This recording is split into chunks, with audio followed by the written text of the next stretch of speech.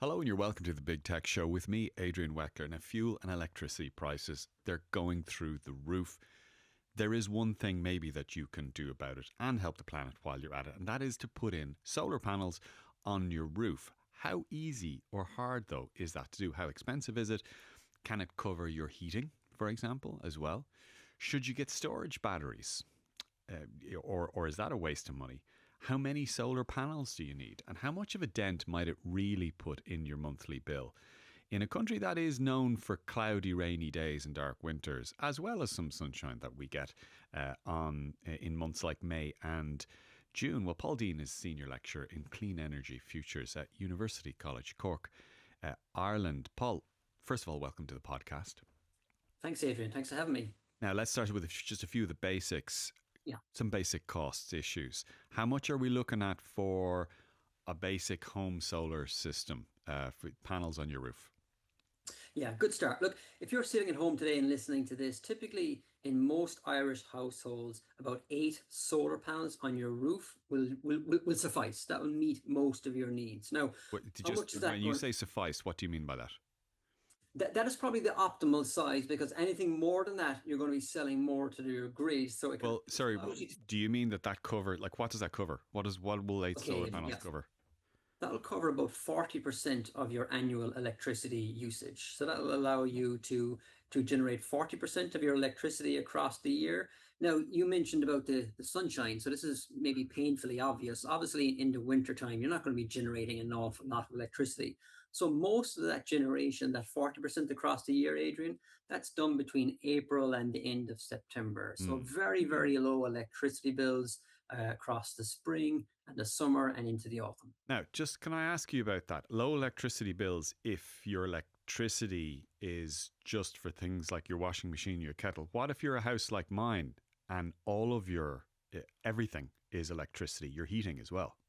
Okay, so if you're an all-electric house, you should consider, if you have the roof space, to put in more panels, maybe even 15 or 16 panels, because the more electricity that you need in your house, the more panels will benefit you. So if you're an all-electric house, the more panels, typically the better, within a certain region. Once you go above 16 panels or even 14 panels, Adrian, the economics, there's marginal returns on your investment. I'll give you an example. The house that I live in is a BE or A-rated house because it's a 10-year-old house.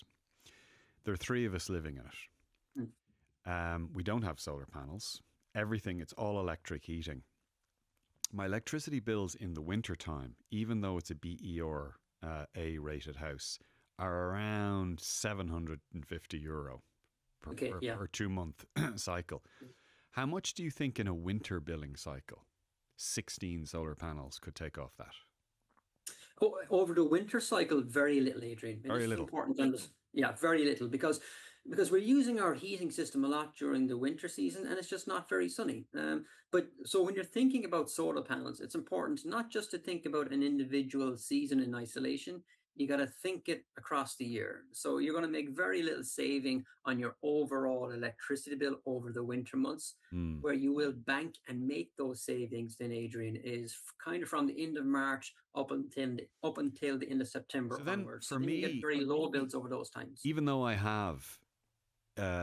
all of my heating is electric, it would actually still probably be a waste for me then to have 14, 15, 16 solar panels if I could fit them on there, because I won't get the sunshine in the wintertime anyway. And my summertime electric bills, the heating, like our electricity bills plummet during the summer because it's kind of warmer and the sunshine comes in through the window and we don't really have the heating on much at all. So it's really just the other stuff. It's the washing machine, it's the kettle, it's the oven, it's the microwave, it's the TV, it's all that kind of stuff, electric appliances. So then maybe I shouldn't bother getting more than 8 or 9 panels. Yeah, and you would be correct if we didn't have an export guarantee scheme here in Ireland. So what we do is that if you're generating surplus electricity in the summer, which most houses will be in the summertime, actually, Adrian, because as you said, our typical plug loads for dishwashers and washing machines, there's only so many times you can run your washing machine through a day, without having everything washed. But what you can do is you export your surplus electricity over the sunny days and the sunshiny months.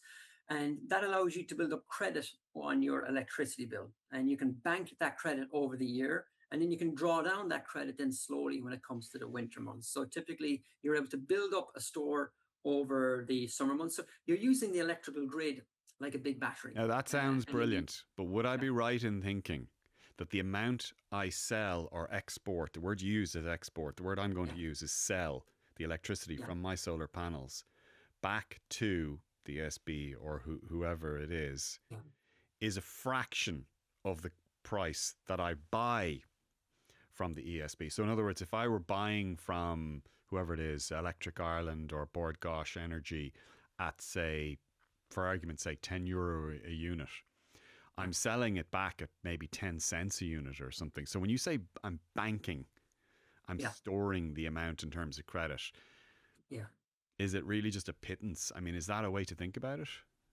No, I think there's a better way to think about it, Adrian. So think about it as cost reducing rather than profit making. Okay, Mm. so and let me give you some of the kind of the actual numbers. So typically, most people are in Ireland at the moment are maybe buying electricity from suppliers. Now there's about 14 different suppliers on the market. You're buying electricity at about just under 30 cents per unit, and you're selling it to them when you generate your own electricity at about 20 cents. So there's a differential of about 10 cents That's that not that bad. that they yeah, it's not bad. So and what that does, that that allows you to draw down that kind of banked amount of dividend slowly over the winter months. So if you've installed solar panels for your first year, you're not going to see any significant saving for your first winter. And even the amount of electricity use that solar panels will shave off in the winter months is very, very small, Mm. Adrian. You might get a little bit of hot water, some plug loads here and there, but it's really across the year. As you come into the sunny months, you build up that kind of that. Some people they'll build it up as a credit on their energy supplier account.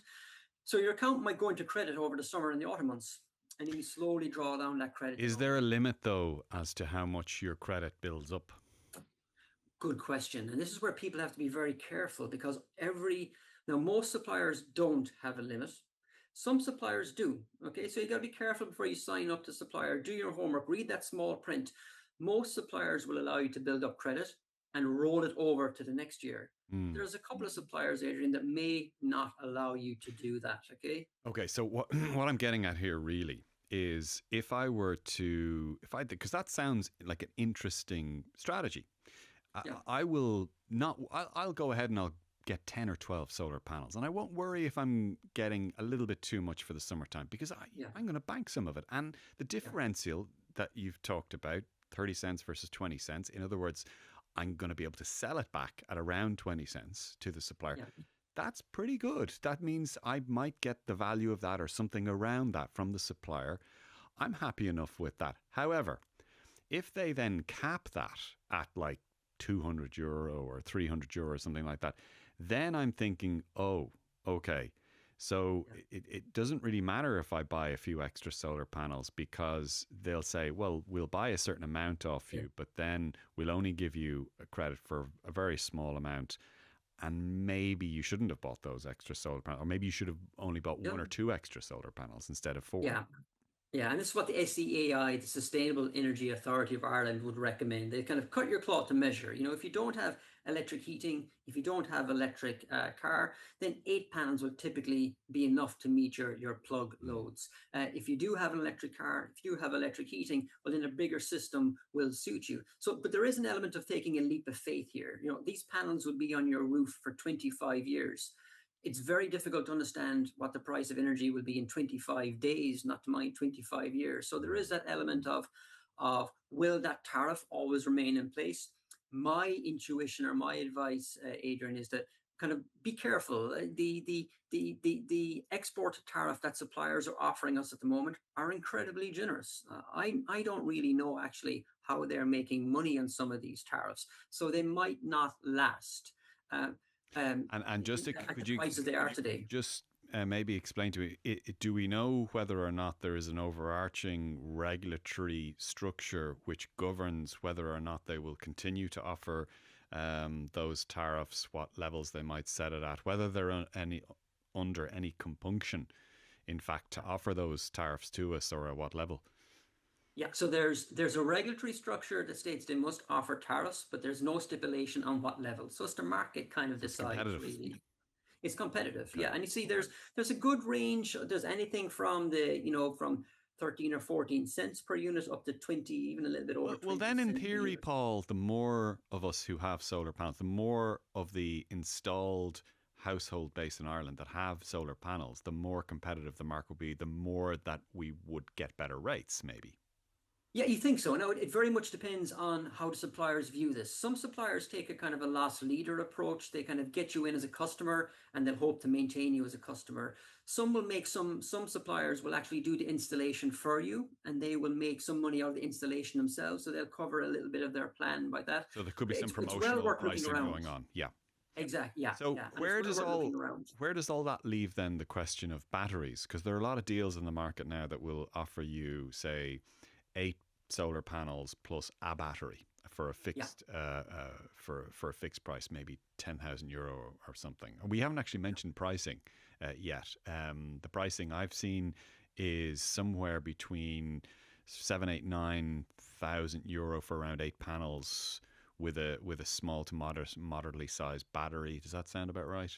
Yeah, that's about right, Adrian. Yeah, yeah. Typically, it's for a system without a battery would be typically about €8,000. Okay. Now you'll get about 1,500 or up to 1,800 back from the SEAI. So Yeah. the cost to your pocket is about 6,500. Hmm. For a battery system, then Adrian, there's no grant covering the battery. So the battery will typically add about 3 to 4,000 on top of that. And Hmm. the question about the battery is a really good one, and it's a tricky one because every house is a little bit different. My view on batteries is that it's not necessary to you don't need a battery to make good financial sense out of solar panels. But if you have the money, it's not a bad investment because the great thing about batteries is that they allow you to kind of take that sunshine and the electricity you're generating in the middle of the day and drag it forward into the evening when you're cooking or maybe watching TV. But they also do another thing, Adrian, that solar panels can't, and that is during the winter. They allow you to purchase cheap electricity at nighttime when Mm. typically electricity is half the cost. So during the winter months, you can purchase a volume of electricity cheap at night, and then you can drag that electricity with your battery into your peak time when you come home cooking and all the kids are washing and showering, and that will reduce your overall cost over a long term as So well. that's what one of my neighbors does. One of my neighbors, before she even got solar panels, she bought a battery because she bought at the cheapest. She went with a an energy plan that gave her Yeah, cut price electricity in the small hours of the morning. She programmed it to fill up her battery in those hours, and then she used the electricity off the battery. She subsequently then got solar panels after yeah, that. But for the advantage of the battery, I would think for someone like me is like a lot of my neighbors, are households where a lot of people will be out during the day. They're out working. Everybody's out yeah, from 8:30 until 4:30, 5 o'clock, yeah. and there's literally physically nobody at home. Yeah, great point. Um, Yeah, and if you have a house with Use the low electricity. occupancy, yeah, exactly. Yeah, and that's where if you're at home all day and you're using the electricity or home a lot, work from home, then the battery makes less sense. Mm. But again, if you have that low occupancy, the battery makes good sense. And look, the financial payback for the system without the battery is probably in the region of 8 to 10 years. With the battery, it's probably 10 to 12 years. So Even it's not now, a even with energy prices right now, Yes, yeah, yeah. still. They'll shorten those systems those paybacks will shorten a little bit. It's probably closer to 8 for an overall system at the Mm. moment. Probably closer to 10 with a battery system. But again, when you're looking at the financial paybacks, Adrian, you're trying to figure out what will the prices be over the next 7 or 8 years. Um, but Yeah. yeah, and even though the numbers move around a little bit, the thing that comes true time and time again is that these systems pay themselves back between 8 and 10 years, but they work for 25 years. So then you've got 15 years of producing very low cost, reliable electricity when the sun is shining. Yeah, there's a whole other question, and we've done a little bit before about whether or not this should be more heavily subsidized. I think it should be, because I think that the people who tend to have already put solar on are typically the people who could afford it, and therefore they're the ones who end up paying lower bills after 8 years. But they're the ones who could afford it in the first place, and the ones who couldn't afford it now are paying higher electricity bills. That's a different podcast episode. We're not going to get into it here. But just before I finish with the batteries, I have heard it said or suggested to me when I've raised this in pub conversations. Yeah. One guy in particular saying, "Oh, now the batteries, where would you store the battery? Might be dangerous. Have you considered that? Do you have an outdoor space for it? You know, their batteries can overheat, they can explode, they can go on fire." Yeah. Look, in the same way, you're not allowed to bring your, batteries, your lithium batteries, as as check-in luggage in an airliner. There's a reason for that, and that's because whether it's a mobile phone or a laptop battery or a solar battery, there's a tiny risk of a fire element. Now, the regulations in Ireland at the moment are quite strict. Any electrician who's worth his merit won't put the battery. You need to put a battery in a ventilated space. Try not to put it in an attic. Try not to put it in an exit area. If something does happen, God forbid, you don't want to be running past the battery. Ideally, Adrian, yes, if you want to have peace of mind, put it in an area that's well ventilated, ideally outside. But put it in an open space where it has ventilation, and always make sure that there is a smoke alarm that goes with it. So it's not something to be dismissed, but it's not something to be fearful of either, because it can be managed quite carefully. So you could maybe put it in a garage. You could in a garage, yeah.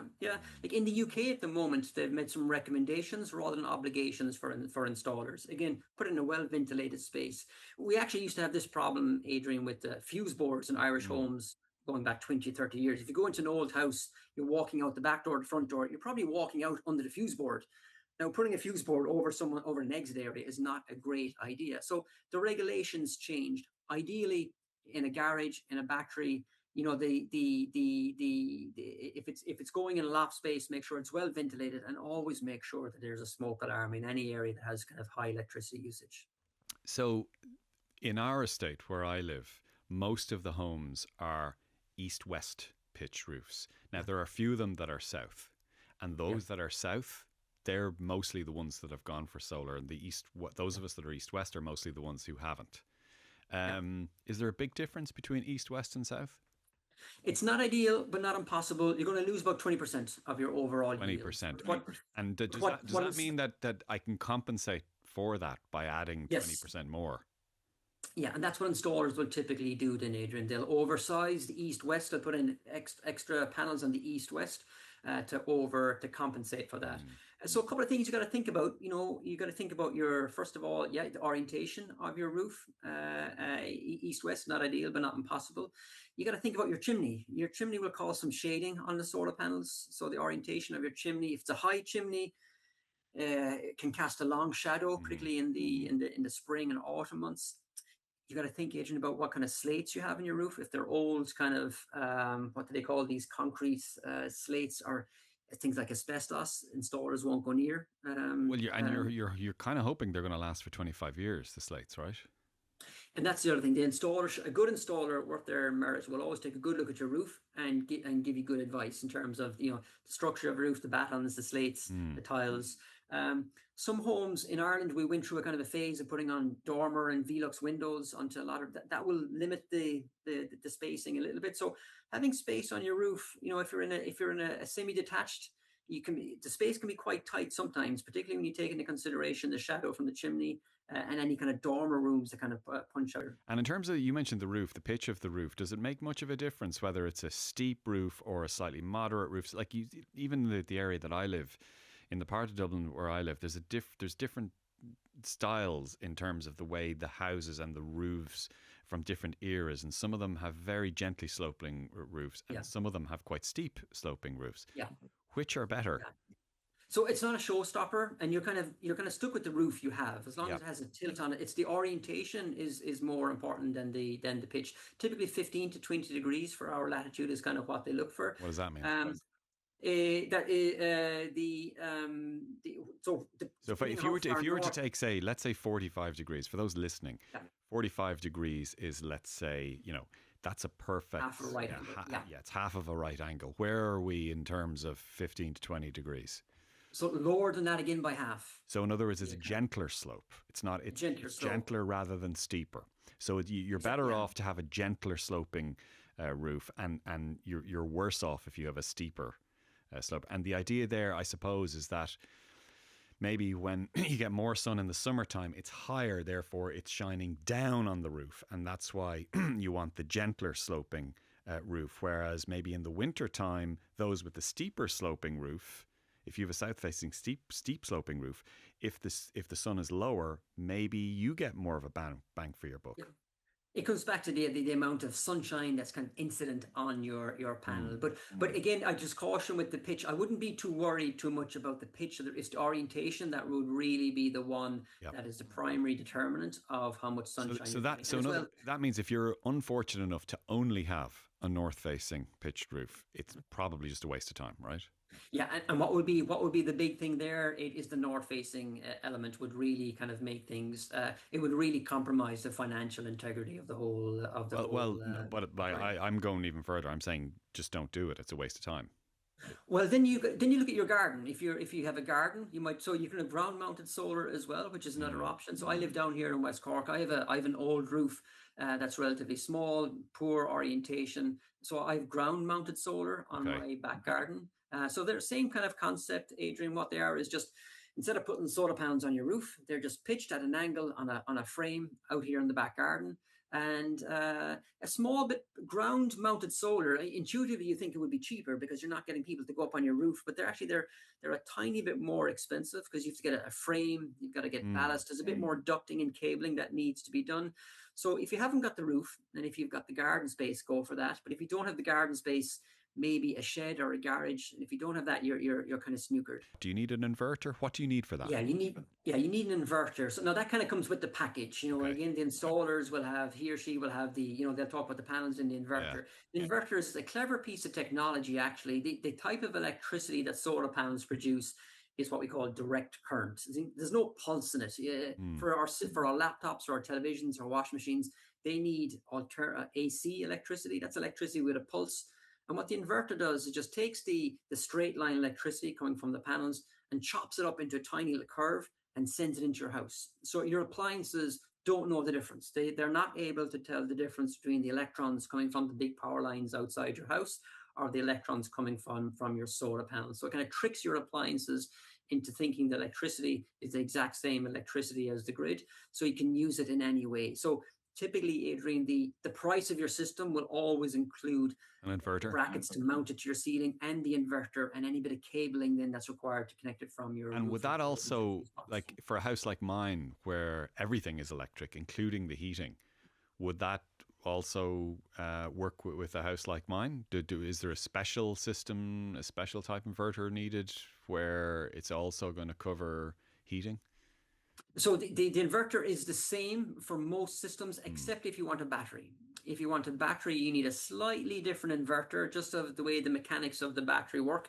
Tend to be a small bit more expensive, but it's something that the installer, again, will just So you might need intuitively know. two different inverters. Is that right? No, if you're going for a battery system, you just need an inverter, but it's a slightly different. It's called a hybrid inverter or slightly different inverter, because you won't be able to use the battery system without that type of inverter. So So it'll come just with the in system case itself. I'm not following correctly, you can't use one as a failover. You can't have a solar system that powers your fridge and your kettle, but you also, during the wee hours of the morning, want it to charge your battery.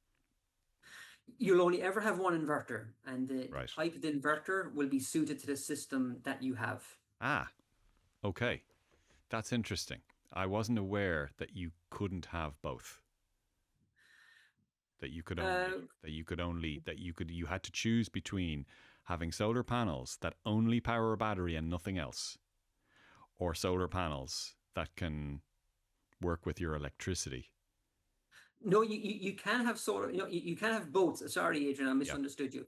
You can use the electricity from the solar panel. Once it leaves the solar panels and passes through the inverter, Yep. it can go into your house. It can go into your electric heating. It can go into your electric car, into your television, washing machine, or it can go into your battery. Okay. Yeah. So it's Okay. whichever one. is economically optimal, or whichever one the system is suiting. So you don't really have to worry about the type of inverter too Okay. much. The installer will set that up for you depending on whether you're going for a battery system or a non-battery system. But once electricity comes out of the inverter, um, all the appliances, whether it's your electric heating system, even whether it's your electric car or your laptop, or even Mm. your oil-fired heating system. Now, when you try on your oil-fired heating system or your gas-fired system, that's still using gas, but the little spark of electricity that powers the motor, or wherever Mm. the combustion in that'll be electricity as well. So you can use, it's like, the way to think about it, Adrian, is just plug electricity. It's the same kind of stuff, and you can use it anywhere in your house that you wish. And am I right in thinking there was another device that people sometimes opt for called a diverter, a diverter for hot Yeah. water? Yeah, this is a lovely idea, actually. This is one of those really elegant engineering solutions that just makes a lot of sense. It's a small little system that sends a signal to your immersion tank. Now, the caveat here, Adrian, you do need some kind of immersion tank or Mm. water storage heating device. And it just sends a little signal to that when you're generating a lot of solar Mm. electricity and you're not using a lot. Mm-hmm. And it just tells a little signal to your immersion, hey, turn on, and it heats the water up. And typically you can get a full tank of water in maybe 3 or 4 hours of solar generated electricity. It's a relatively cheap device. It costs about 400, 500 euros. It's Mm-hmm. called a diverter or eddy diverter. You don't need cabling. That's the wonderful thing about this. You don't have to dig up your floor and put a cable from your fuse box into your tank. And it's another one of those nice things that in the summertime, not only are you able to generate your own electricity for your appliances, but you're also able to heat your own water if you have some form of immersion tank. Yeah, you sound handy enough. You sound like this is something that you can do. It's these devices for the eddy diverter. You don't need to be a qualified electrician to install those devices because they're relatively straightforward. For all the rest of the stuff, Adrian, you do have to be a qualified Yeah. electrician. You're dealing with kind of tricky amounts of electricity here, so it's you do need to be certified. And actually, to draw down your electrical grant, your Mm. grant from the SCAI, the full system does need to be signed off by a qualified and certified electrician. Interesting one. A guy I know who bought a house that had solar panels on it, but they had only been put on 2 or 3 years previous to him buying the house. Now, he bought the house about 6 or 7 years ago. The panels had been on a couple of years. So let's say the panels are 10 years old. One of the panels broke Yeah, and he could not find anyone to fix it. yeah. He couldn't So find there's anyone two to fix it. things that are, yeah. So this is quite common, Adrian, particularly if anything that's over 10 years old. So there's two types of solar panels out there. One is called solar thermal collectors, which I'm betting your buddy probably had. They don't make electricity. Mm. They just heat up water and send it to your hot water system. Um, Actually, these panels, actually, in the last energy crisis, on the last oil energy crisis we had back in the 70s, the US government back then, Jimmy Carter, installed those type of panels on the west wing of the White House. They were there not to make electricity, but to heat water. Ronald Reagan came They're the along. ones that look a little bit like rads.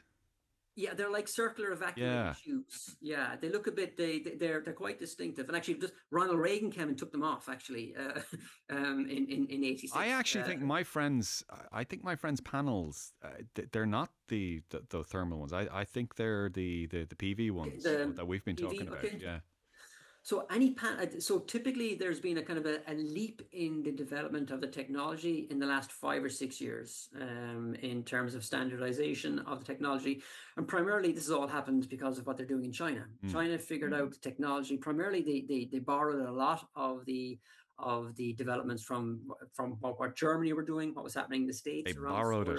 solar. I love that. Borrowed it just in case anyway this ends up in a litigious Yeah. situation, Adrian. But and they mass produced it. Mhm. But what they really got right is the quality. The quality of solar panels today are incredible compared to what they were five or And eight cheap as years well. ago. And cheap, yeah. So the solar panels that go up on your roof typically cost about $100. Yeah, $100 each. Yeah. So if you need £8 now, the challenge in Ireland, Adrian, is that the cost of solar, it's not the cost of the equipment and the inverter, it's the cost of getting people up on your roof. It's the cost Mm. of the scaffolding, the insurance, the labor.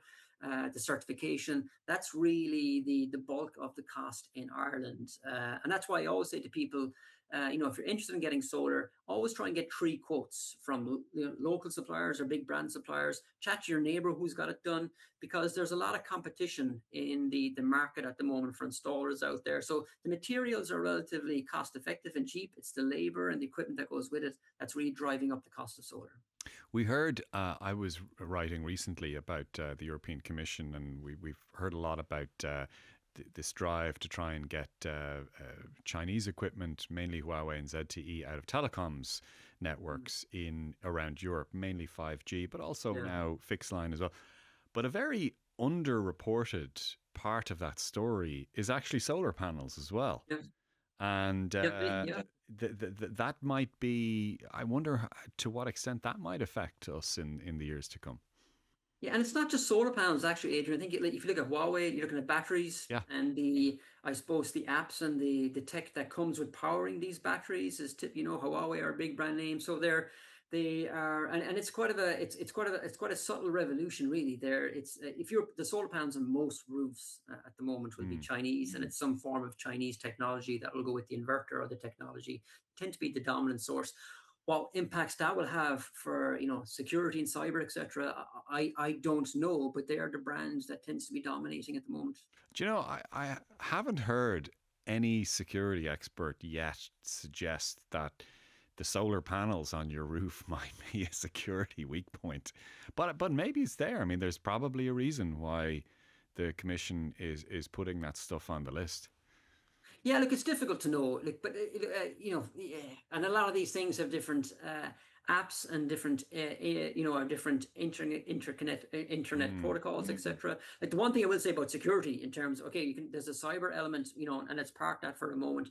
But in terms of national security, I always remind my students, Adrian, that the light that hits your solar panels, not one of those photons passes through the Strait of Hormuz. Not one of those photons has to go through, over Russia or Ukraine. So from a national security perspective, I think solar and leaning into our own renewables, it's good from a security perspective. But also, I think, and you've seen this as well, when you chat to people who are producing their own electricity with their solar, it just kind of gives you a sense of agency in a world that tends to be kind of going a little bit crazy at the moment. Just being able to do something for yourself is quite empowering. And if you're able to produce your own electricity, kind of, I often think they're like peanuts at the bar. They kind of get people interested and say, well, if I'm making my own electricity from my house, maybe, I might think about my heating system, I might think about my car, or think about my other appliances. So it kind of triggers a curiosity, I think, for a lot of people around how we use energy. It's an absolute no-brainer from a security and energy security, and also from a commercial point of view.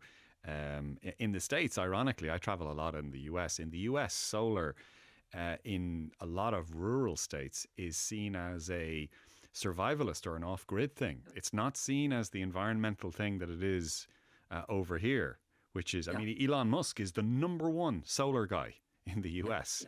So it's very strange the way the narratives differ over this side of the Atlantic. That's a good point. Yeah, that's like, and just on that point, I always say to people, it's for solar. It's not about saving the planet. It's actually about saving money. Well, it's about both, but I mean, it's about saving money. It's about saving the planet for sure. Yeah, and it's also about geopolitical.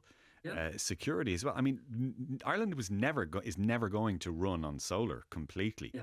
But if 5% or 10% or 15%, does, that's another chunk that's less reliant on A, Donald Trump, B, the Ayatollahs, and 3, a diminishing amount of oil and gas in the ground. One last point I wanted to make to you, and you and I have spoken about this in the past. Lidl is about to start selling these mini solar panels in the UK that you can plug in to your normal 3-pin socket, and that will contribute to power your home's electricity. You put the thing in your window, you plug it into your socket, and it starts contributing to your electricity bill. So I just want to ask you briefly about that, because I think you're really interested in that. Yeah, plug-in solar is one of those, again, just a lovely engineering breakthrough, kind of putting 2 different technologies together. And what they do, Adrian, is they take the solar panels that go on your roof, but they say, well, you can put them on your garden, or put them on your window, put them on your balcony. And they put it with a special black box, a special inverter. Well, black box is the wrong word, but they put it with a special inverter that allows you to plug it straight into your 3-pin socket at home. Now, let's just manage expectations here. You're not going to power your house for the year, but it will probably take about 10% off your annual electricity bill. So, small but meaningful. And again, for people who don't have the roof, or for people who don't have maybe the 7 or 8 thousand euros lying around to invest in But they're solar. popular in Germany. They're popular Very in popular. Spain, I Yeah. believe, as well. 500,000 Yeah. households. And Lidl are going to start selling them in the UK. But the thing is that in the UK, they're now allowed from a regulatory Yeah. point of view. I'm led to believe that if you go up to Belfast or Newry, buy one of them in Lidl, bring them down here and plug it, it'll work. But Yeah. maybe if something happened unrelated and they found out that you'd been using it, your house insurance might have an issue. Yeah. So the technology is coming. What isn't so clear is that we'll have the paperwork of the red tape out of the way yet in Ireland. But this is one of those things again, Adrian, that it works, it's simple, and again just gives us all a small bit of agency in a world. And who doesn't like, we all love the sunshine in Ireland, and who doesn't like making money when the sun is shining? And this is one of those things I think that will just add to that. Right. Well, Paul Deane, Senior Lecturer in Clean Energy Futures at University College Cork, thank you so much for joining us today. Rory Bones was on sound. JJ Clark produced this episode, and I'm Adrian Weckler, and you've been listening to or watching The Big Tech Show, and we will talk to you soon.